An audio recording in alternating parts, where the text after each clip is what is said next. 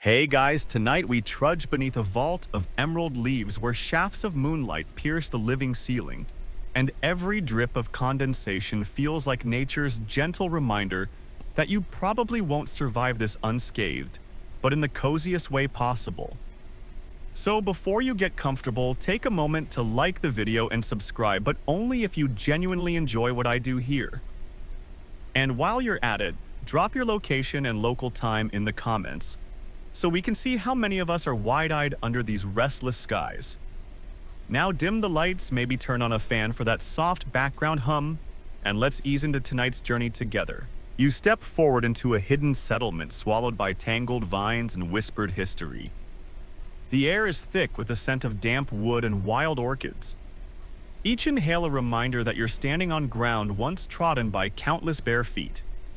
A mainstream historical fact: around 1000 CE, complex bindings flourished along certain Amazon tributaries, crafting earthen pyramids taller than modern apartment blocks. Even the conquistadors wrote in odd tones about cities that stretched further than the eye can see when they glimpsed sun-baked courtyards from a hilltop. But here's a quirky fringe tidbit. Some enthusiasts claim these lost cities were laid out following ant colony patterns inspired by shamans who believed insects held the secret to harmonious living. Historians still argue whether ant-inspired urban planning is more myth than method, but it's a delicious image. Imagine street grids mimicking ant highways complete with tiny rail systems for grain carry beetles. Beneath your boots, the forest floor yields softly like walking on a sponge soaked in emerald tea. You hear a faint rumble, perhaps just the distant growl of a tapir, but in a moment the jungle falls silent as if collectively holding its breath. Fireflies flicker at the edge of your vision, tiny lanterns guiding you deeper. A light joke: if only these glow bugs could light our path back when our phones die in the wilderness. Though, I suppose that'd ruin the whole adventure vibe, right? Ahead, massive stone walls emerge from the mudflats. Each block hewn from local sandstone bears carvings so weathered they resemble ancient tree bark. You run your fingers over a motif of interlocking snakes, their eyes now mossy hollows. Mainstream fact number 2. In 1542, a Spanish chronicler named Orellana described encountering stone plazas in the jungle that outshone the wealth of gold. Yet today, scholars still debate whether Orellana exaggerated in hopes of funding another expedition. As you continue, you pass an archway so dense with vines, it looks like a giant green beard. A fringe rumor suggests this was a doorway to the spirit world where shamans communed with ancestors through psychedelic brews. Historians still argue whether those brews were made from local hallucinogenic plants or imported from the Andes. Whatever the truth, you can almost smell the faint sweet tang of ritual smoke still clinging to these stones, beneath your flashlight beam or phone light. If you're a modern thrill seeker, you notice tiny petroglyphs depicting people rowing canoes and trading ceramics.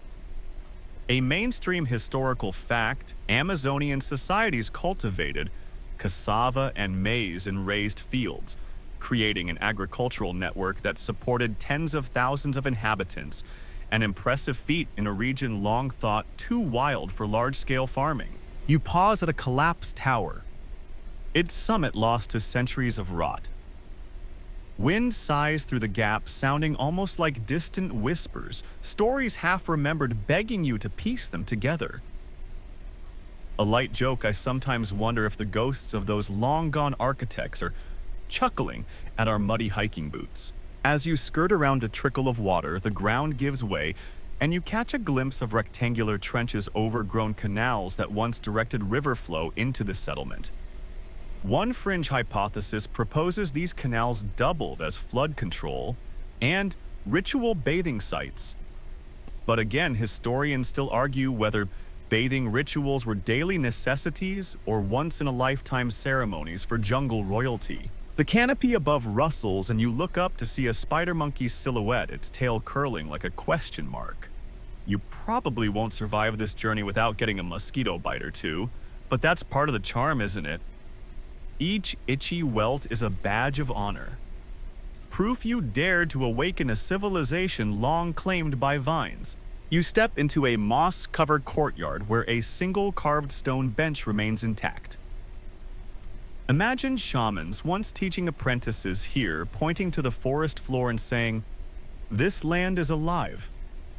A reminder that your own heartbeat echoes those ancient rhythms. The crumbling walls around you bear traces of red pigment, perhaps once used to reenact epic battles in daylight performances. Historians still argue whether those reenactments were religious parades or strategic war drills disguised as festivals. A stray leaf drifts down, landing softly on your shoulder, as if offering a benediction. You take a deep breath, wet earth, decaying timber, and the thrilling unknown. Ahead lies a maze of corridors, each promising new marvels. Jaguar guard temples, submerged ball courts, star-aligned stone circles. But in this moment, you simply stand rooted to the spot, an intrepid explorer in flip-flops or thick boots. No judgment here. And remember, you're on a continuous journey. No fresh intros, no turning back. Each step carries you further into the heart of lost Amazonian grandeur. Sweet dreams might seem far off, but trust me, by the time you glimpse the next flicker of firefly light, your eyelids will start to feel as heavy as the jungle's humid air. You press onward, boots squelching through the muddy embankment until colossal stone walls loom into view. Shifting sandstone ruins that feel more like memory than material. The damp blocks, once reddish-brown, now wear a pastel patina from centuries of rain and lichen, giving the impression they might melt into the earth any second. A mainstream historical fact: geologists have determined that some Amazonian ruins are built from locally quarried sandstone, dating to around 1100 CE. Their precise joints crafted without metal tools, demonstrating incredible ancient engineering. Your fingertips trace a seam between stones, surprised at how smoothly the surfaces fit together. It's as if the original masons understood thermal expansion, no small feat, when day-to-night temperature swings in the rainforest can be upwards of 20°F, a fringe tidbit. A few bold theorists suggest these walls were alive, coated in bioluminescent algae that glowed at dusk to ward off predators. Historians still argue whether bioluminescent murals were fact or fanciful myth spun by romantic explorers.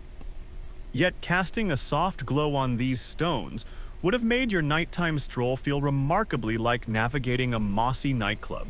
The air here shimmers with humidity so dense it's almost visible, like the world itself is breathing around you. You swipe at a droplet that trickles down your neck, nature's version of an unsolicited forehead massage. A light joke flits through your mind: this humid hug might be more suffocating than comforting, but hey, at least it's free. As you walk parallel to the wall, you glimpse a triangular niche carved into the rock large enough for a person to disappear entirely. Historians still argue whether such niches held statues of deities or were simply storage cubbies for ceremonial drinking gourds. Imagine popping in and out of ancient Amazonian IKEA.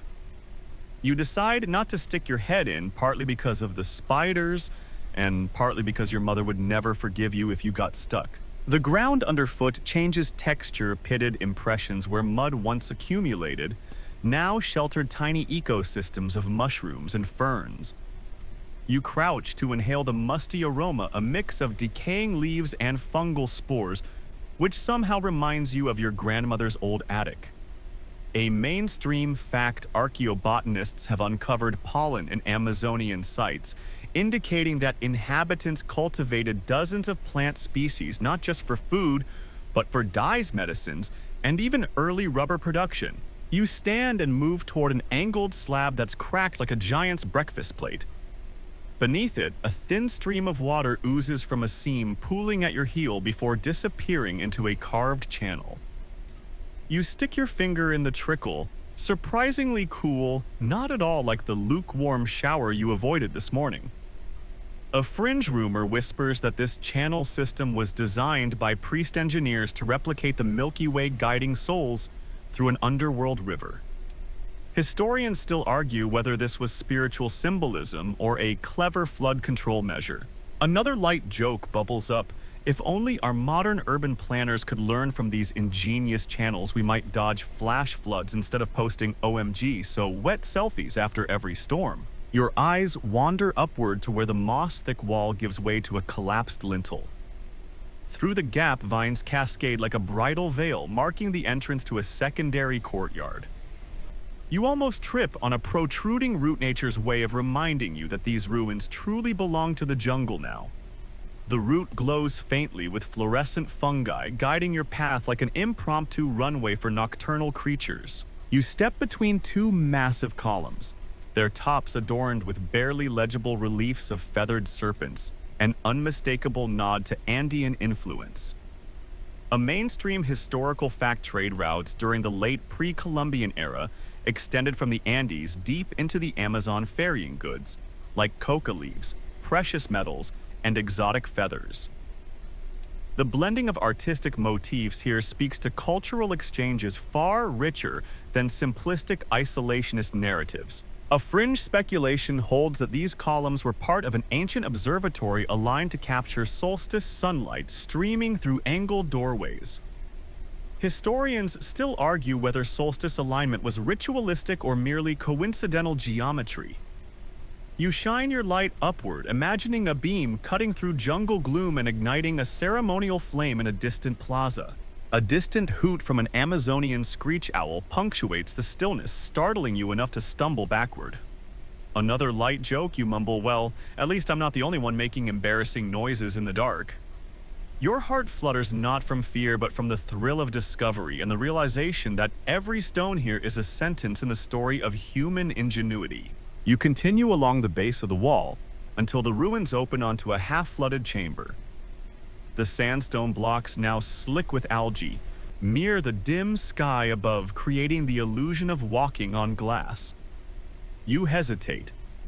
Do you step onto that reflective surface or skirt the edge and risk a mosquito buffet? With a resigned sigh, you edge forward, each splash echoing like applause in the chamber. A mainstream historical fact, many Amazonian ceremonial chambers were deliberately designed to amplify sound-turning, whisper-soft rituals into cavernous chants.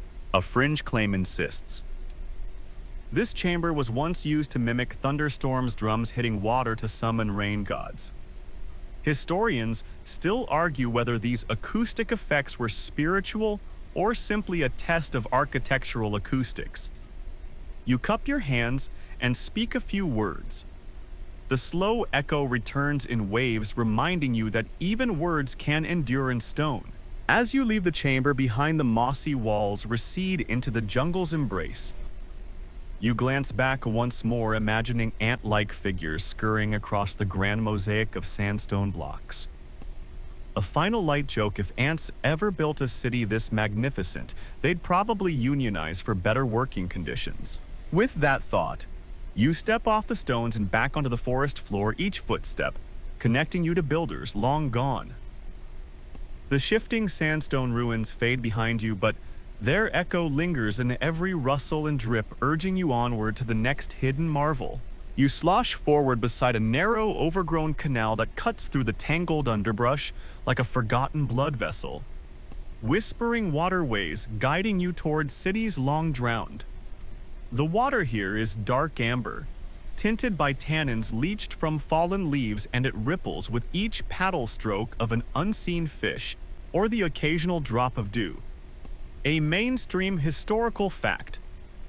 Archaeologists have documented extensive canal networks around certain Amazonian sites, some stretching dozens of miles, engineered to control seasonal flooding and facilitate trade by boat. Your reflection shimmers on the surface, distorted, wavering, and for a moment you hesitate, wondering if the ghost of an ancient canoeist peers back at you. You lean closer and flick a finger across the water ripples spread outward in concentric rings, each one a tiny echo of something lost to time. A fringe tidbit suggests these canals doubled as astronomical mirrors reflecting starlight. To map celestial movements, historians still argue whether reflective waterways were used as primitive telescopes or simply practical irrigation channels. The air smells of wet clay and broken twigs, and as you walk the muddy bank, frogs trill a hypnotic chorus. You pause to admire a cluster of bright red bromeliads clinging to a cypress knee, their rosette cups half filled with rainwater, nature's own pitcher plants. It's as if the jungle itself is offering you a souvenir. Just don't drink it unless you enjoy a dash of mosquito larvae in your day. You let out a quiet chuckle. Free drinks in the Amazon, just be sure you don't wash your mouth out with that fan water back home. Ahead, the canal widens into a semicircular lagoon, its edges framed by fallen pillars half submerged and coated in emerald moss. You slip along a slimy stone and nearly faceplant into the water light. Joke number 2, nothing like an unexpected face wash to remind you that survival glow-up is overrated. Regaining your balance, you spot carvings on the pillars, concentric circles, and zigzag lines symbolizing water's flow. A mainstream fact, riverine civilizations in the Amazon held water as sacred, believing each tributary to be home to spirit guardians. You step into a shallow canoe, okay, more like a hollowed log, and let it drift as you push off gently with a wooden pole. The vessel creaks in protest but holds your weight. Under your fingertips, the smooth wood is worn from centuries of use, maybe even by the city's own inhabitants. A fringe rumor claims these dugout canoes were carved by night under lunar ceremonies to imbue them with protective magic. Historians still argue whether moonlit boat-making was serious ritual or just a romanticized anecdote passed down by early explorers. As you float, dragonflies dart overhead, their wings catching the fleeting light in technicolor flashes. A light joke: if they offered frequent flyer miles, these guys would have circled the globe by now. You keep your voice low, neither to scare away wildlife nor wake the sleeping spirits of tradesmen who paddled these same channels laden with cacao and jaguar pelts. The lagoon's far side curves upward into a rampart of clay terraces, their stepped platforms rising like amphitheaters before the jungle curtain. You disembark and stride up the slippery slope, each foot finding purchase on moss-coated steps. A mainstream historical fact: terrace farming in the Amazon allowed for soil management and crop rotation, making the region surprisingly productive despite poor soils. Halfway up, you pass an alcove where a thin stream continues to flow underground, visible only as a faint murmur against stone. You cup your ear to listen. The water chatters softly, reminding you of distant rain on a metal roof. A fringe theory holds that this underground stream was once part of an elaborate water temple, where initiates were submerged to symbolize rebirth. Historians still argue whether submersion rituals occurred here or elsewhere in the basin. Near the top, you collapse against a weathered bench carved from a single sandstone slab. The bench tilts at an odd angle, as though the earth itself shifted beneath it centuries ago. You stretch out, letting the heavy silence of the jungle settle around you. A soft laughter escapes, nothing like decaying stone to make you grateful for your sagging couch back home. You gaze out across the water-filled canyon below, imagining fleets of canoes gliding beneath a banner of mango blossoms. Modern asides drift in. You wonder if this would make a decent Instagram shot, #lost Amazon cities anyone. But then you remember likes won't save you if a caiman decides to inspect your paddle.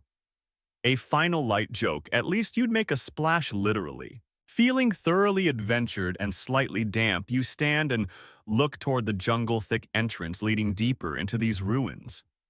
The whispering waterways have shared their secrets, but the journey has only begun.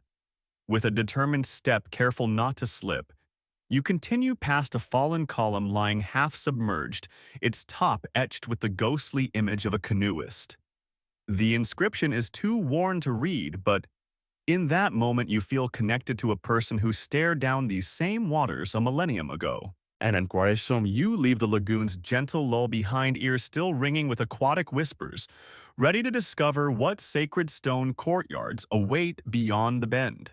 You emerge from the humid corridor into a vast clearing where sacred stone courtyards stretch before you like the skeleton of an ancient cathedral, overgrown but undeniably majestic. The canopy parts above in a cathedral-like arch, allowing shafts of moonlight to spotlight moss-draped plaza stones beneath your feet.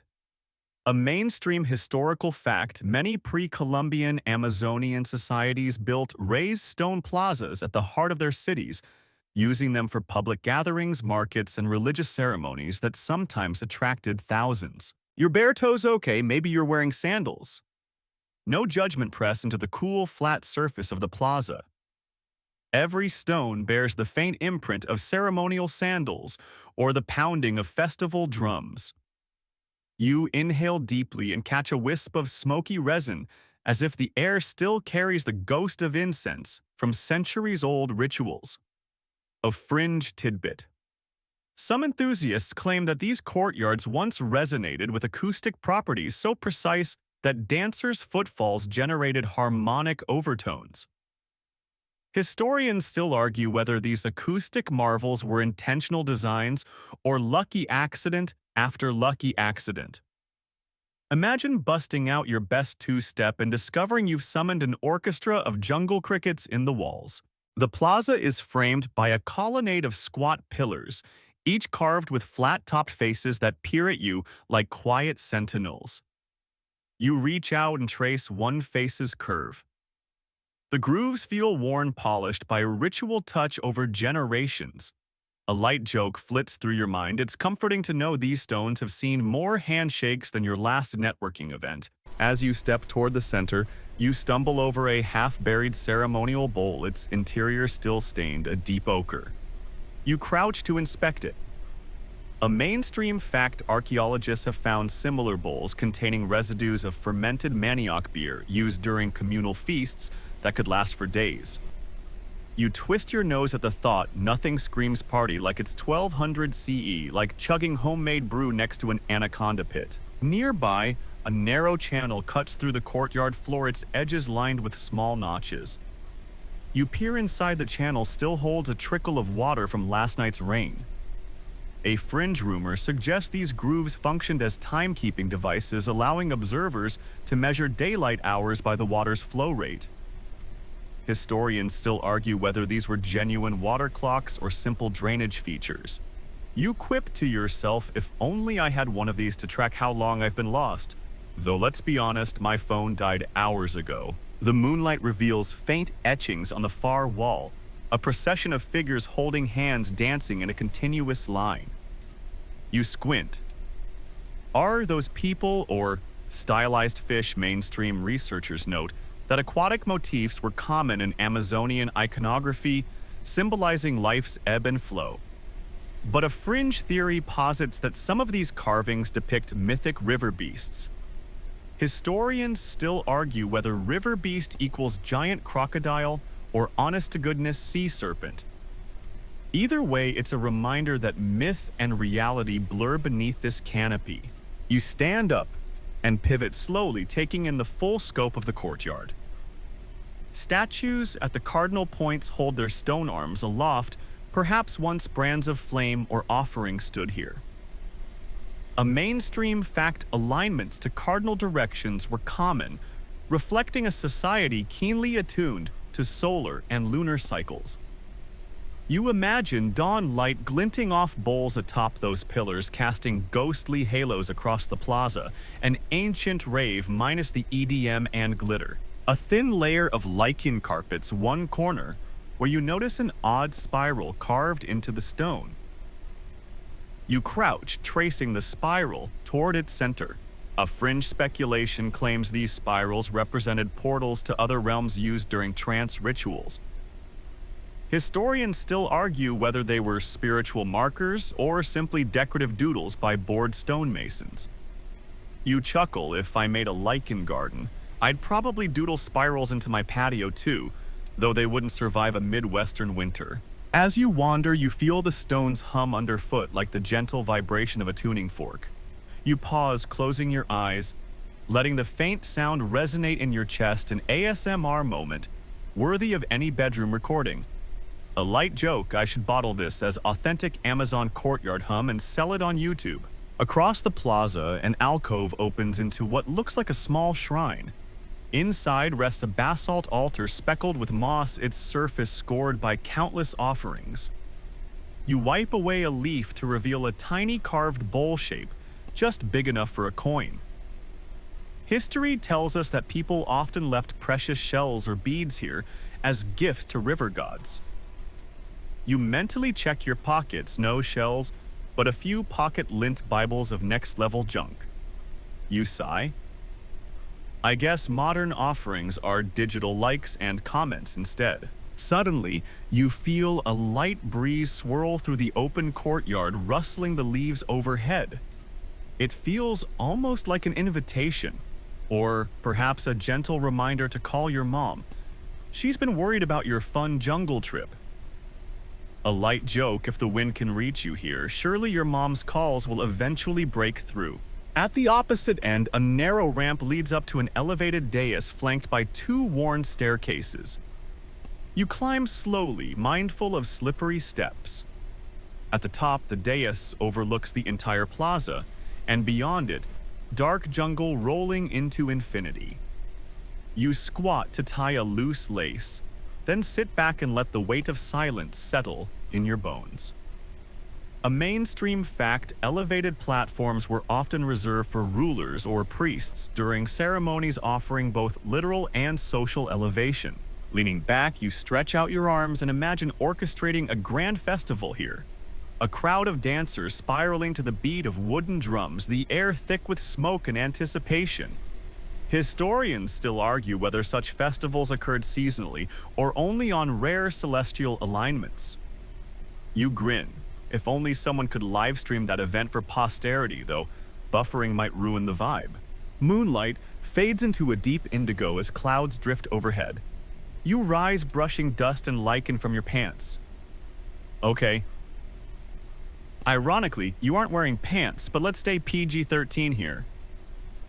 The stones beneath your fingertips feel alive with stories yet untold, and you sense that every echo in this courtyard is a chapter waiting to be read. You take a final look, imprinting the scene onto your memory, the statues, the spiral glyphs, that mischievous spiral of lichen. Then you step down the dais ramp, each footfall a promise to return one day, maybe in daylight, maybe with a field camera crew, or maybe just in your dreams. Leaving the sacred stone courtyards behind you, head toward a flicker of glow over the next rise, where fireflies over forgotten palaces beckon you deeper into the Amazon's embrace. You push through a curtain of vines and suddenly find yourself in a clearing where crumbling palace walls rise like silent sentinels, their cracked facades punctuated by the soft glow of fireflies over forgotten palaces, illuminating centuries-old grandeur, one blinking lantern at a time.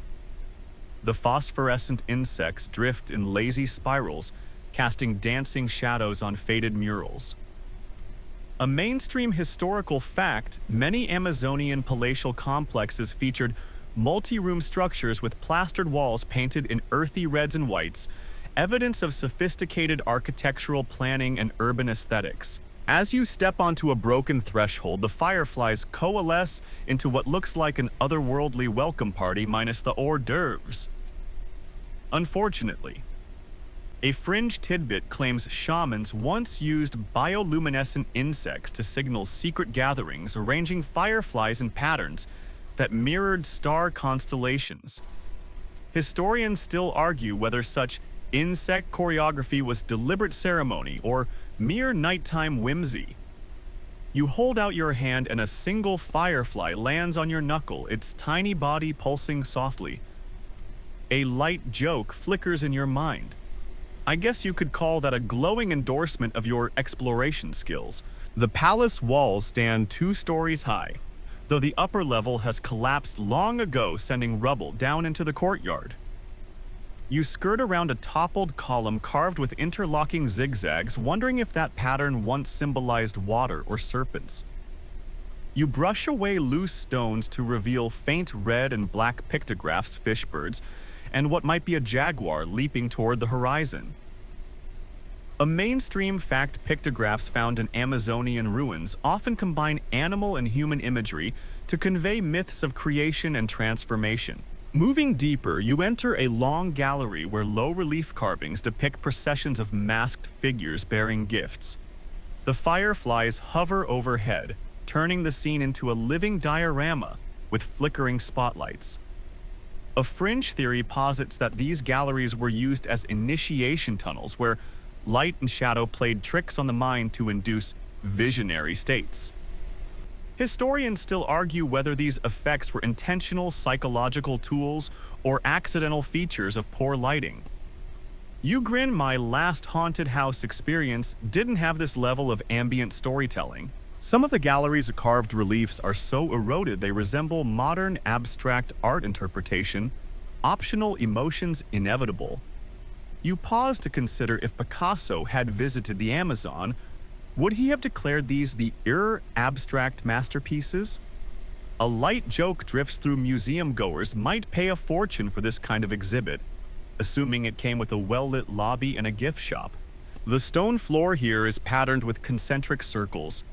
Their raised edge is now smooth enough to skate on, though not recommended unless you enjoy face-planting mid-jungle. A mainstream historical fact patterned paving stones were a hallmark of elite complexes, marking public from private spaces and demonstrating masterful stone-cutting techniques. You kick at a flying leaf and almost topple over, prompting another chuckle. Nothing like unplanned slapstick to remind you you're not in an Indiana Jones movie mostly because your hat fell off hours ago. Along one wall, a series of alcoves holds shallow basins carved into the rock, each about the size of a dinner plate. You peer in, they're dry now, but residue suggests they once held ochre-crushed seeds, or perhaps ritual offerings. A fringe claim argues these basins were used to brew psychedelic concoctions, mixing hallucinogenic seeds with fermented beverages. Historians still argue whether Amazonian brewmasters had the botanical savvy for large-scale entheogenic production. You sniff at the basins, half expecting a waft of spicy seed mash, alas, just humid air and the musty perfume of decay. Ahead, the gallery opens into a grand hall where the palace's central chamber once stood. Columns here sprout like stone trees, their capitals carved into stylized anthurium blooms. Fireflies cluster in majestic webs across broken beams, resembling constellations you swear you recognize from high school astronomy. Though now you can't recall if that was Orion or just a sweaty smudge on your notebook cover. A mainstream historical fact and thurium motifs appear in multiple Amazonian sites, signifying fertility and the vital role of plants in ceremonial contexts. You stand at the center of the hall and notice footsteps etched faintly into the earthen floor beneath your boots. It's as if you're walking in someone else's footprints, someone who last wore ritual sandals 1,000 years ago. Around you, vine tendrils cascade from overhead ledges, swooping low enough to brush your hair. You laugh softly. I hope nobody's judging my choice of headlamps for this trek, though I can already feel the vine dandruff settling in my hair. Looking up, you see a narrow slit in the collapsed ceiling, an aperture perfectly aligned with the open sky. Moonlight streams through, spotlighting a raised dais at the far end. You stride forward, brushing aside a curtain of ferns that had taken root there. On the dais sits a single stone bowl, smooth and inviting. A mainstream fact ritual, bowls used in Amazonian palaces often held offerings to water and forest deities, including cornmeal feathers and occasionally rare shells traded from coastal regions. You crouch to inspect the bowl, imagining feasting nobles gathering around it, as drums beat in the background. A fringe rumor whispers that this bowl once contained ichthyoid oil, fish oil used both for lighting torches and as a potent hallucinogen. Historians still argue whether such dual-purpose substances were common or taboo. You tap the bowl gently. The sound resonates with a hollow warmth echoing off broken walls like a distant heartbeat. A gentle breeze stirs, carrying the faintest hint of jasmine and rot, a reminder that decay and rebirth are inseparable in the jungle. A light joke flickers. You'd think I'd be used to the aroma by now, but somehow it's never less dramatic. You stand brushing dirt from your knees and cast one last glance at the interplay of shadow and firefly light, a living fresco that no museum could replicate. With a silent nod to the palace's phantom hosts, you step away, each footfall carried on a cushion of fallen leaves. Fireflies drift past, guiding you to the rubble-strewn exit like celestial ushers.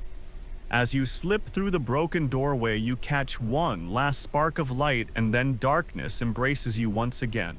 Beyond lies a narrow path lined with charred stumps and ghostly roots, leading inevitably toward the next wonder, the fabled temple of the winged jaguar, awaiting your arrival in the jungle's deepest hush. You press onward through a corridor of twisted roots, each one arching overhead, like the ribs of a sleeping beast, until you arrive at a structure that seems to grow from the earth itself, the temple of the winged jaguar. Its facade rises from a grassy mound, stone wings unfurled as if poised for flight. The air is thick with the scent of damp moss and something muskier, perhaps the territorial spray of a nearby jungle cat. A mainstream historical fact: jaguar iconography was ubiquitous in pre-Columbian Amazonian religious sites, symbolizing power, protection, and the thin line between life and death. Your hand drifts over a carved wingtip where chisel marks still ripple beneath layers of lichen. The carving is so skillful, you can almost hear the imagined rustle of feathers. A fringe enthusiast claim suggests these stone wings were once adorned with real feathers dipped in resin gleaming under torchlight. Historians still argue whether such featherwork survived long enough to inspire stone sculptors, or if it's pure romantic speculation. You chuckle. Imagine the maintenance crew for that outfit feather brushing at midnight. Sounds like a nightmare. As you step inside, the floor tilts slightly, revealing the temple's raised central dais. At its peak sits a basalt statue of a jaguar with wings outstretched, eyes carved from polished quartz that catch your flashlight beam and glitter. A light joke surfaces. Talk about catch and release, those quartz eyes sure found me.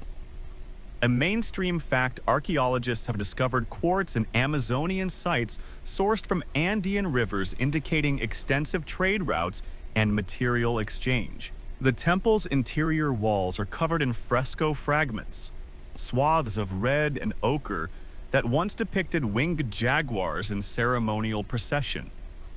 You run your finger over a patch smearing a faint streak of pigment. A fringe rumor whispers that those pigments were derived from crushed butterfly wings, though historians still argue whether insects or minerals provided the vivid reds and yellows. You wipe your finger on your pants, okay? No pants again. But let's pretend you're wearing long exploration pants leaving a smudge you'll live with until laundry day.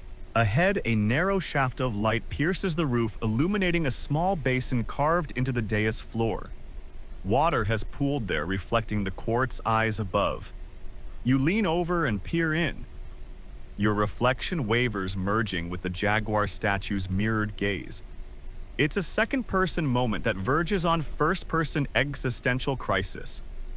You stare back at yourself through a 1,000-year-old watery lens. A mainstream historical fact: many Amazonian temples featured reflective pools used in divination rituals, allowing priests to interpret signs from the water's surface. You step back only to notice a spiral of stones ringed around the basin, stones inlaid with bits of mica that glint faintly. A fringe theory insists this spiral was a censer track guiding smoke in ritual dances to mimic the jaguar's stealthy prowls. Historians still argue whether smoke-guiding spirals were practical ventilation or symbolic choreography. You close your eyes for a moment, imagining incense smoke tracing the spiral while masked dancers sway around you. A faint chattering drifts in from outside, howler monkeys sounding their twilight calls, a reminder that you're not alone in this sacred space. You lower your voice, whispering, You won't find a better surround sound system, a light joke barely muffled by the temple's stone walls. Venturing deeper, you ascend a short flight of stone steps to a side chamber lined with niches. Each niche holds a small figurine carved in the shape of a sealed jaguar jaw teeth, bared in silent roar. You carefully lift one, a heavier than expected weight that sends a shiver through your fingertips. A mainstream historical fact: zoomorphic figurines were common in Amazonian temples representing spirit animals or protective totems. Beneath your breath, you murmur, "Careful, buddy, don't bite." A fringe claim suggests that these figurines were once animated in ritual, believed to house guardian spirits when activated by chant. Historians still argue whether such spirit-infused objects were actual practice or mythic hearsay. You place the figurine back in its niche and step away, heart thudding, not from fear but from the sacred hush of possibility. In the chamber's far corner, you spot a slit window high on the wall, overlooking the jungle floor. You peer through dense foliage, glows blue-green in the moonlight. Insects drifting like drifting confetti. From this vantage, the temple looks like a stone moth emerging from the underbrush. A mainstream historical fact: temple windows were often intentionally narrow to control light, creating dramatic chiaroscuro during sunrise or sunset ceremonies. Gathering your courage, you approach the main altar again. Below the quartz eyes, you notice inscriptions in a glyphic script, circles, connected by lines resembling constellations. You crouch to decode perhaps a star map or sacred calendar. A fringe hypothesis posits this script records lunar eclipse dates marking omens for crop cycles. Historians still argue whether documented eclipses influenced Amazonian agriculture. You mumble, "If only I'd paid more attention in high school astronomy." As you step back, a gentle breeze flutters through the chamber carrying motes of dust that dance in the spotlight. A final light joke drifts through this temple, has more special effects than my last birthday party. You give the jaguar statue a respectful nod, feeling both dwarfed and uplifted by centuries of devotion carved in stone. With one last glance at the quartz gaze that holds your reflection, you turn and slip out a narrow exit. The jungle night embraces you again, darker here somehow, without the temple's ghostly glow. Ahead beckon submerged ball courts and shadows, promising another chapter in this continuous night journey. You step off the temple's threshold into a shallow pool, where sunken ball courts and shadows lie half-drowned in mirror-like water, the surface broken only by insect ripples and your cautious entrance. Each step echoes in slimy stone, and your reflection fractures into jagged silhouettes, nature's own split-screen feature. A mainstream historical fact: pre-Columbian Amazonian ball games, often played in sunken courts, held deep ritual significance, symbolizing the cosmic struggle between life and death. The flooded expanse stretches between two parallel walls, their base carved with once vibrant depictions of referees and combatants, now ghostly in moonlit algae. You hop from one submerged step to the next, careful not to disturb the stillness or the leeches lurking beneath. A fringe tidbit whispers that players dyed their bodies with turmeric and wore feathered helmets, making them look like walking bonfires in the gloom. Historians still argue whether such flamboyant attire was practical or purely ceremonial spectacle. You shiver, imagining a group of feathered gladiators sloshing through this murk, a lyrical yet damp mosh pit. You crouch to inspect the stone floor, discovering a mosaic of tiny river pebbles, set into grooves, forming a geometric pattern that aligns with the rising of Orion's belt. A mainstream fact: many sunken courts across the Americas align with celestial bodies, reinforcing the link between terrestrial sport and cosmic cycles. A fringe theory suggests these pebble patterns once glowed faintly under bioluminescent paint, turning the night game into an ethereal light show. Historians still argue whether such paints existed or are the stuff of romantic myth. The air is alive with the faint chorus of cicadas, their steady hum amplifying against the stone walls like a cathedral organ. You press both hands to the wet floor and whisper, "Let me hear you roar," but the cicadas merely cicada. A light joke, not quite the cheering crowd I was hoping for. You wander to the court's edge and find a carved bench wider than your own living room couch, though much less comfortable. Tiny grooves along its length hint at where spectators once sat cross-legged, leaning forward in anticipation. A mainstream fact: archaeological digs have uncovered remains of wooden benches in these courts, suggesting they could host hundreds of onlookers. A stray firefly flits across the water, leaving a fading ghost of light that dances across the walls. You stand water pooling around your ankles and raise your arms, imagining the thrill of watching a ceremonial throw that could decide fates. A fringe claim proposes that losing teams were ritually sacrificed.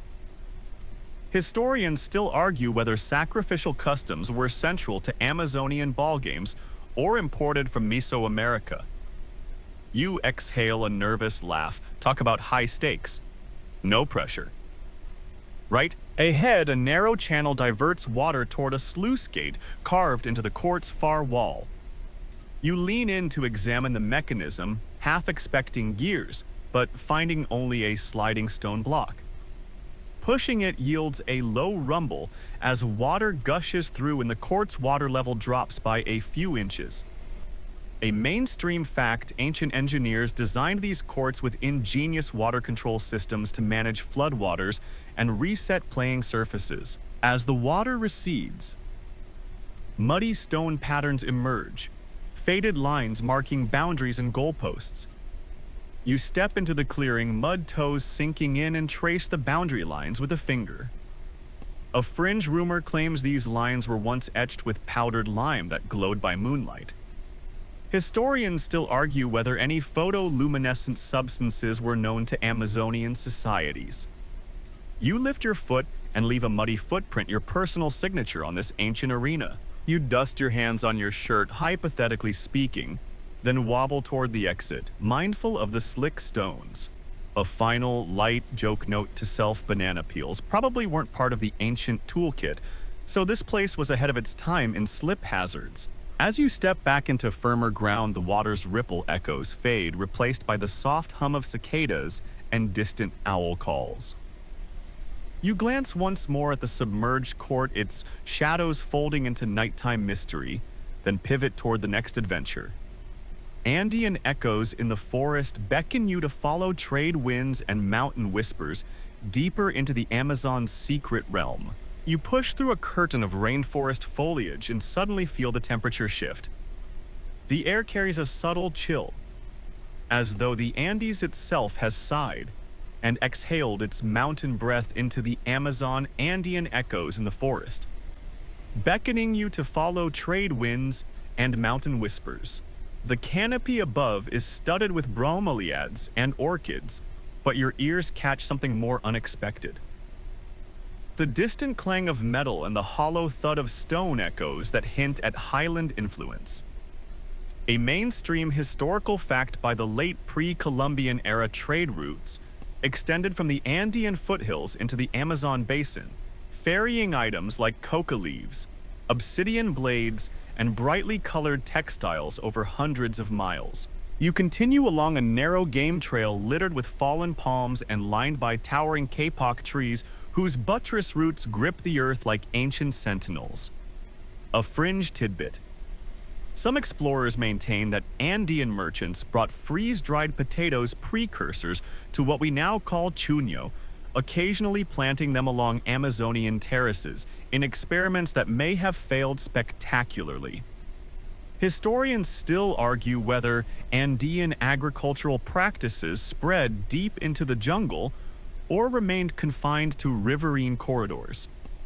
You smirk at the thought: if freeze-dried potatoes thrived here, they'd be the world's most humidity-resistant snack. Take that potato chips. The trail winds upward to a terrace carved into a muddy hillside, each level supported by rough-hewn stones that look suspiciously Andean.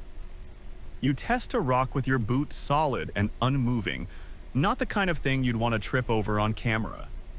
A light joke if this were RuPaul's Drag Race, the challenge would be snap into these terraces and work that ancient platform, though I doubt the judges would appreciate your muddy stilettos. Ahead, you reach a stony clearing where fragments of Andean-style ceramics lie half-buried beneath leaf litter. The curving lines and geometric patterns triangles, nested within rectangles, are unmistakably reminiscent of Highland pottery. A mainstream, fact petrographic analysis of pottery shards in some Amazonian sites shows clay sourced from Andean riverbeds, confirming that goods traveled remarkably long distances. You scoot closer and brush away debris to reveal a shard painted in deep purple and earth pigment allegedly made from local berries mixed with mountain minerals. A fringe rumor claims that berry pigments had mild psychoactive properties, sparking spiritual visions. Historians still argue whether these pigments were used ritualistically or simply as vibrant paint. You raise an eyebrow. Hallucinations aside, that's one way to make your living room wall pop. The ground slopes down into a small hollow where a stone platform stands, its flat surface etched with parallel grooves. You crouch, running your fingertips along the lines, each groove precisely spaced, as if marking planting rows or ceremonial procession paths. A mainstream fact stone agricultural markers have been found in terraces from Peru to Bolivia, serving as guides for planting depth and spacing. You imagine ancient farmers kneeling here, carefully sowing maize seeds while chanting offerings to Pachamama. A light joke if only modern farmers came with GPS and audio prompts. Turn left at the avocado tree and plow for 200 meters. Standing, you notice a thin plume of mist rising along the far edge, curling around the terrace's lip like a shy spirit returning home. The mist carries a distinct scent, faint eucalyptus mixed with damp earth, a perfume that triggers an unexpected pang of homesickness. Homesick for somewhere you've never been, or perhaps for a time when trade winds carried more than just gossip. It's uncanny, like smelling your grandmother's cough drops in a foreign bakery. A narrow stair of carved stones leads down into the mist. You descend cautiously, each footfall muffled by the damp air. At the base, an adobe-like wall appears, scored with straight lines and triangular niches, architecture so Andean it might have been plucked from a cliffside village. A mainstream fact, architectural integration combining Amazonian earthen mounds with Andean stonework occurred in transitional zones where cultures mingled. The result was hybrid buildings that could withstand jungle rains and mountain frosts alike. You trace a niche with your fingertip and discover it's sized for small offerings, perhaps a carved coca leaf or a shell. A fringe claim contends that mobile Andean priests traveled river routes, establishing temporary shrines like this to perform rites, then moving on when spirits grew restless. Historians still argue whether these shrines were seasonal or permanent fixtures. You grin, trending now. Pop-up shrine meets pop-up jungle cafe, though the likely clientele would be spear-wielding locals rather than latte-sipping tourists. The mist thickens and you tug at your shirt, no, or maybe you're in a hoodie and suddenly you wonder why you didn't bring a sweater. A light joke surfaces, fashion-forward explorers always pack a windbreaker for the unpredictable jungle catwalk. Through the haze, you spot a semicircular wall with petroglyphs depicting llamas, animals that shouldn't exist 1,000 miles from the Andes. You step closer. Heart fluttering. The carved llamas are stylized but unmistakable, their humps arched in profile. A mainstream historical fact residue analysis in Peruvian highland villages shows llama fat used in trade lamps, and some lamps have been found in Amazonian contexts, suggesting llama fat lamps traveled far downstream. You half expect one to flicker to life at your approach. A fringe whisper suggests these llama figures were spiritual emissaries, animal totems guided by sky gods to carry messages between mountain and jungle realms. Historians still argue whether such interspecies diplomacy was metaphor or lived belief. You chuckle next time you're stressed. You'll consult llama oracles, though they might spit on you for your troubles. Suddenly the mist parts and reveals a narrow passage leading deeper into the undergrowth. Vines twine like braided ropes, and beyond them gleams a stone slab carved with an interlocking mountain and smoke motif. You step forward, legend-tuned senses tingling. This may have been a waypoint for Andean traders, a signpost etched in stone to guide caravans upstream. You place your palm on the slab, feeling the grooves worn smooth by countless hands. A mainstream fact traders often left handprints on waymarker stones, a ritual to honor the pact between humans and the landscape. You mimic the gesture and press a thumbprint into a groove, sealing your own silent vow to remember this place. As you withdraw your hand, the jungle suddenly seems to exhale the mist, dissipating in a swirl of leaves. The Andean echoes fade into the ordinary chorus of cicadas and frogs, reminding you that while cultures may mingle, each retains its own song. You straighten your shoulders, flick off stray droplets, and cast one last glance at the hybrid shrine. Then you step away, heart light with wonder, and follow a faint glimmer ahead where Golden Road of Zante awaits promising tales of gilded pathways and rival jungle kingdoms. You emerge onto a narrow causeway carved from stone, slicing through dense jungle like a golden ribbon. The legendary Golden Road of Zante glimmering in the moonlight. Though the gold's long since been stripped away by time and passing opportunists. The once lustrous pathway stretches ahead, its surface inlaid with faint traces of mica that wink at you as you walk. A mainstream historical fact. Ancient Amazonian roads were sometimes paved with crushed quartz or mica to reflect sunlight and guide travelers, functioning much like modern-day road markers. Your footsteps echo against the mica-streaked stones, a soft percussion that mixes with distant frog choruses. A fringe tidbit speaks of a hidden mine, where indigenous alchemists extracted river gold dust believed to have magical properties. Historians still argue whether gold was mined in the Amazon before European contact or merely traded from Andean sources. You stoop to brush away leaves and uncover a scattering of tiny golden flecks embedded between the stones. A light joke crosses your mind. Looks like someone sprinkles edible glitter on their forest floor, nature's very own party isle. Tall kapok trees flank the road, their trunks ornamented with ancient glyphs you almost overlook in the wavering torchlight. You pause to examine one, a series of interconnected circles and lines that might represent neighboring cities or perhaps constellations mirroring the earthly route. A mainstream fact petroglyph-lined routes served both practical and cosmological purposes, guiding traders while reinforcing sacred landscapes. A fringe theory contends these glyphs double as a map of underground water channels. Historians still argue whether they charted rivers of water or rivers of spirit.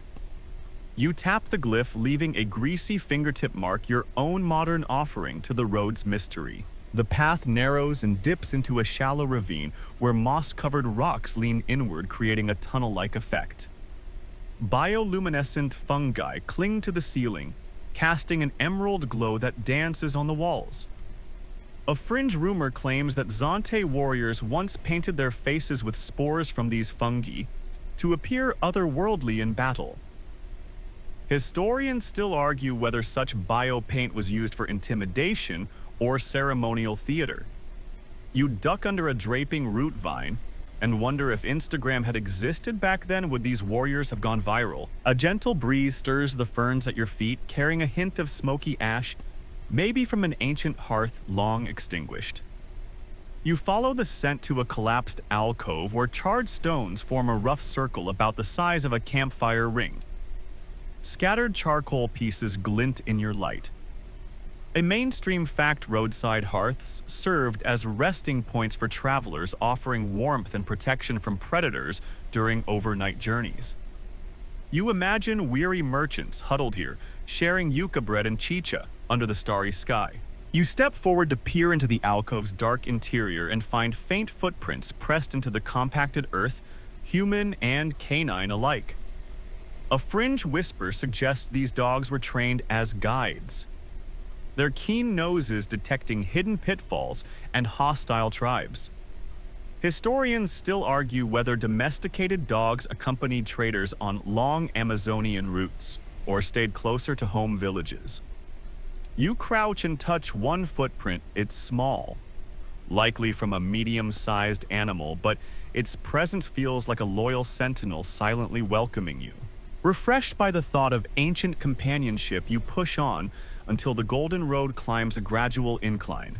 At the crest, you gasp before you lies a broad plaza framed by two rival city gates, each boasting unique carvings.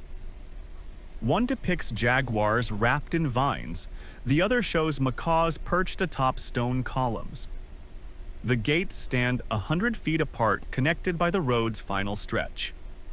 A mainstream historical fact, rival city-states in the Amazon often demarcated boundaries with monumental gateways, signaling shifts in power and territory. You stride across the final stretch, each step a beat, in a silent ceremonial march, arriving midway between the gates where the road widens into a gathering space. A fringe legend claims that during full moons, emissaries from both cities met here to exchange hostages as a peace ritual. Historians still argue whether these exchanges were genuine diplomatic gestures or staged performances to reinforce unity. You stand in the center and look north toward the Jaguar Gate. The stone feline eyes seem to follow you as though appraising your worthiness. Turning south, you face the Macaw Gate, its wings carved in mid-flap. You raise your arms, mimicking the avian statue's posture, half expecting to feel a breeze billow through your imaginary feathers. A light joke surfaces: if only my macaw impersonation came with actual flight, though I'd probably just end up crashing into a kapok tree. You step under the macaw's arch and note the threshold is worn smooth by countless feet. Along the lintel, tiny figures in bas relief pass woven baskets filled with pigments and feathers, evidence of trade flowing both ways. A mainstream fact, Amazonian trade networks exchanged goods like feathers, pottery, and metals over vast distances, fostering cultural fusion and economic interdependence. You trace one figure's outstretched hand, marveling at the artistry even as the stones crumble around you. Exiting the Macaw Gate, you glance back at the plaza and consider perhaps you're retracing paths walked by diplomats or prisoners of war seeking mercy. You feel the weight of that history in your chest, a gentle compression that humbles rather than scares. A fringe supposition holds that some pathways like this were enchanted, shifting direction under moonlight to confuse pursuers. Historians still argue whether path magic was more than superstition. You spin around 3 times, half expecting the road to realign, though it remains resolutely straight, much like your resolve to uncover every secret. Turning back towards the Jaguar Gate, you follow a side trail veering off into thicker brush. The ambient light dims and the mica flecks underfoot grow sparser until the path turns to grass and leaf litter. A final light joke: looks like Zante officials were stingy with the glitter here. No wonder the road lost its shine. As the golden road of Zante recedes behind you, swallowed by creeping vines, you sense you're nearing the heart of a rival kingdom. Ahead, a distant sparkle hints at Crystal Chalice Caves, promised repositories of enigmatic artifacts and scholarly debates waiting for your arrival. You pick your way over tangled roots and slick stones, guided by a faint phosphorescence that beckons you toward a rocky outcrop, the entrance to the Crystal Chalice Caves, where cavernous hollows harbor enigmatic artifacts shimmering like forgotten stars. Water drips rhythmically from stalactites overhead, each plink echoing against the chamber walls in a slow, hypnotic cadence. A mainstream historical fact, cave sites in the Amazon have yielded ceremonial chalices carved from quartz and crystal, dating back over a millennium, indicating early mastery of lithic craftsmanship. Your flashlight beam glances off a crystalline basin carved into bedrock, its surface etched with concentric rings that catch the light like ripples frozen in stone. You step closer and notice tiny flecks of mica embedded in the crystals twinkling, as if each fleck contains its own miniature galaxy. A fringe tidbit. Some spelunkers swear these chalice-shaped formations were naturally formed by mineral-laden water later adopted by ancient priests as sacred drinking vessels. Historians still argue whether they were purpose-carved or mere geological gifts. You cup your hand beneath a dripping stalactite and catch a drop savoring the cold purity and unintentional communion with cave and culture. The cave walls are decorated with ancient petroglyphs, spirals, jaguars, and humanoid figures with arms raised in eternal worship. You run a finger over one spiral, feeling its cool groove. A mainstream fact. Cave art in Amazonia provides critical evidence that subterranean spaces served as ceremonial hubs far removed from urban centers. A fringe claim posits that torchlight in these caves revealed hidden murals only visible at certain flicker frequencies. Historians still argue whether such oblique painting techniques were deliberate or coincidental. You wave your light slowly, watching familiar carvings emerge and recede in the shadows. Ahead, the passage splits around a central chamber where 5 crystal basins rest atop stone pedestals arranged in a pentagon. The basins vary in size. One could cradle a human skull, another is no larger than your palm. You step toward the smallest and peer inside. Etched along its rim is a repeating motif of bird footprints. A mainstream historical fact: basins like these often held offerings of water oil or cacao during initiation rites, linking the physical element to ritual purity. A fringe theory contends that the different basin sizes corresponded to social rank, with higher status individuals using larger chalices. Historians still argue whether size denoted hierarchy or practical use in group ceremonies. You imagine high priests presenting drops of blessed water to novices, each vessel imbued with ancestral power. A cool breeze drifts through a fissure, disturbing the dust motes in a silent swirl. You turn to examine the largest basin, its interior glowing softly from light refracted through quartz shards embedded in the ceiling. A light joke surfaces: if only Amazonian cave decorators had LED bulbs, this place would be Instagram paradise. You kneel and lift a fallen crystal fragment, its edges sharp against your palm. You peek through the shard, viewing the chamber's reflection inverted world upside down, where you appear perched on a rocky throne. In the far corner, you spot a narrow crevice glistening with mineral deposits. Crawling through on hands and knees, you emerge into a smaller grotto where the air feels warmer, almost tropical. Pools of brackish water ripple at your approach, revealing the silhouettes of what appear to be obsidian blades scattered on the floor. Your heart flutters. Could these have been tools dropped during clandestine rituals? A mainstream fact. Amazonian cave sites have produced obsidian artifacts whose geochemical signatures trace back to Andean volcanoes, confirming long-distance material exchange. A fringe whisper suggests these blades were used to carve open the skulls of sacrificial victims in macabre healing rites. Historians still argue whether human sacrifice was practiced here, or if obsidian served only mundane tasks, like scraping hides. You set aside the darker thought and keep moving. The grotto opens into a grand chamber where crystalline columns rise like frozen waterfalls. Water seeps through fractures, turning mineral deposits into towering pillars of milky translucence. You approach one column, resting your forehead against its cool surface and closing your eyes, an ASMR moment of pure dripping stillness. You hear your own heartbeat blending with the cave's natural rhythm, a reminder that you're part of a continuum stretching back centuries. By the central column stands a basalt plinth bearing a shallow trough carved with interlocking jaguar and serpent figures.